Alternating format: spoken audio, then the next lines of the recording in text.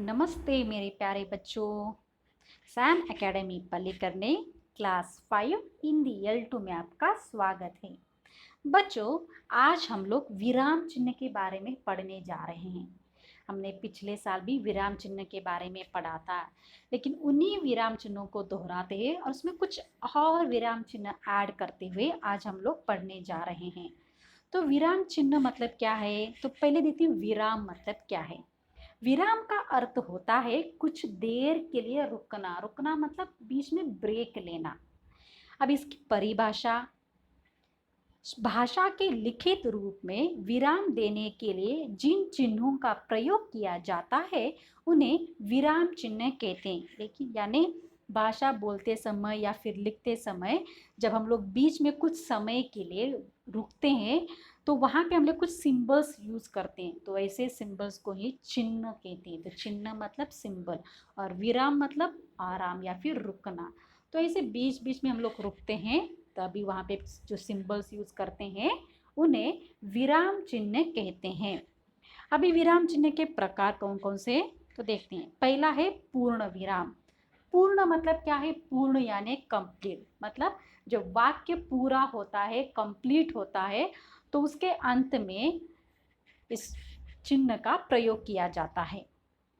इसे वाक्य के अंत में लगाया जाता है। जैसे मैं 5वीं कक्षा में पढ़ती हूँ, तो वाक्य पूरा हो गया, अंत में आ गया पूर्ण विराम, यानी वो स्टैंडिंग लाइन आप देख सकते हैं। अनिरुद्ध खेल रहा है, वाक्य पूरा हो गया, कैसे पता चलेगा? उस विराम, पूर्ण विराम देखकर आपको पता चलेगा। श्रद्धा लिख रही है, इहा बोल रही है। तो आप देखते हैं हर वाक्य के बाद एक स्टैंडिंग लाइन है, उसे ही पूर्ण विराम कहते हैं। दूसरा है अल्प विराम। अल्प मतलब शॉर्ट टाइम के लिए, ओके, यानी जिसे जिसे हम लोग इंग्लिश में कॉमा कहते हैं। वाक्य में जहाँ थोड़ी देर के लिए रुकना हो वहाँ अल्प विराम लगाया जाता है। अभी उदाहरण के तौर पर देखिए मैंने कौन सा वाक्य दिया है। रोहन, ऋत्विक, भवीन, गौतीश और आर्या क्रिकेट खेल रहे हैं। तो सब अलग अलग संज्ञाएं, व्यक्तिवाचक संज्ञाएं, तो उनके बीच में हम लोग कुछ समय के लिए रुकते हैं, जैसे रोहन, ऋत्विक, भवीन। तो छोटे छोटे जो ब्रेक है वहां पे उसी जगह हमने अल्प विराम का उपयोग किया है। आरुषि, नंदिता, टियारा और हंसिका ने खिलौने लिए। तो वाक्य पूरा होने पर हमने पूर्ण विराम दिया है, और जहाँ पे हमने छोटा सा ब्रेक लिया है, कुछ समय के लिए रुका है, वहां पे हमने अल्प विराम दिया है, यानी कमा। नेक्स्ट है प्रश्नवाचक, क्वेश्चन मार्क। प्रश्न पूछे जाने वाले वाक्यों में प्रश्नवाचक चिन्ह का प्रयोग किया जाता है। जब आप लोग किसी को प्रश्न पूछे तो उसके अंत में प्रश्न चिन्ह लगाया जाता है, तभी वो क्वेश्चन कहला गया, तभी वो प्रश्न कहलाएगा, नहीं तो नहीं। एग्जाम्पल यानी उदाहरण के तौर पर, मिथुल तुम कहाँ जा रहे हो? हम लोग मिथुल को पूछ रहे हैं, वेयर आर यू गोइंग, तो क्वेश्चन है। तो आप देख सकते हैं वाक्य के अंत में क्वेश्चन मार्क आ गया है। यज्ञलक्ष्मी कहाँ गई है? संयुक्ता, सुजयलक्ष्मी और लक्षिता क्या कर रही हैं? तो आप देख सकते हैं वाक्य के अंत में मैंने क्वेश्चन मार्क दिया है, तो यही से कहते हैं प्रश्नवाचक चिन्ह।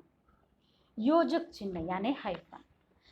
दो शब्दों को जोड़ने के लिए योजक चिन्ह का प्रयोग करते हैं, यानी दो शब्दों में जब कुछ कनेक्शन होता है तो वहां पे हाइफन के साथ उनको जोड़ दिया जाता है।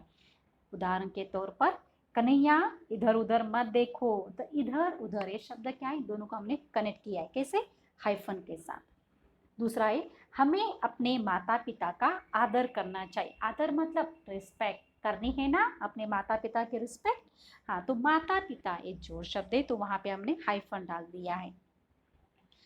तो हाइफन को हिंदी में योजक चिन्ह कहते हैं।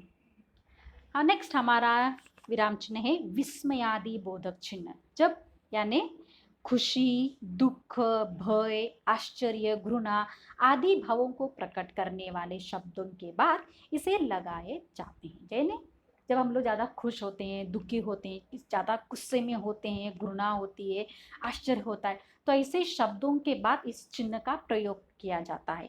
जैसे यहाँ पे देखिए, वाह कितना सुंदर पक्षी, हम लोग खुश होकर बोल रहे हैं, खुशी प्रकट कर रहे हैं, तो वाह के बाद क्या आ गया? विस्मयादि बोधक चिन्ह आया। जैसे पूर्ण विराम जैसा होता है लेकिन छोटा है, उसके नीचे एक छोटा बिंदु होता है, तो उसे कहते हैं विस्मयादि बोधक। तो वाक्य के अंत में क्या आ गया? पूर्ण विराम आ गया। शाबाश, तुमने बहुत अच्छा खाना बनाया है।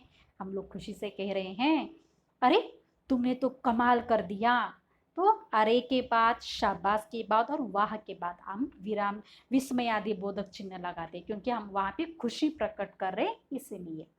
और हमारा आखिरी विराम चिन्ह है उद्धरण चिन्ह, यानी इन्वर्टेड कॉमा। किसी बात को ज्यों का त्यों लिखने के लिए उद्धरण चिन्ह का प्रयोग किया जाता है। यानी जिसने अगर किसी व्यक्ति ने कुछ वाक्य कहा है जो सेंटेंस का है, उसी सेंटेंस को एज इट इज लिखने के लिए उसे इन्वर्टेड कॉमा में लिखा जाता है। जैसे सिद्धार्थ ने कहा, सिद्धार्थ ने क्या कहा? आज मैं खेलने नहीं जाऊंगा। तो सिद्धार्थ का जो वाक्य हमने वैसे ही लिखा है, तो इसलिए हमें उसे इन्वर्टेड कॉमा यानी उद्धरण चिन्ह के बीच में रखा है। और नेक्स्ट है शरद ने माँ से कहा, क्या कहा? मुझे भूख लगी है।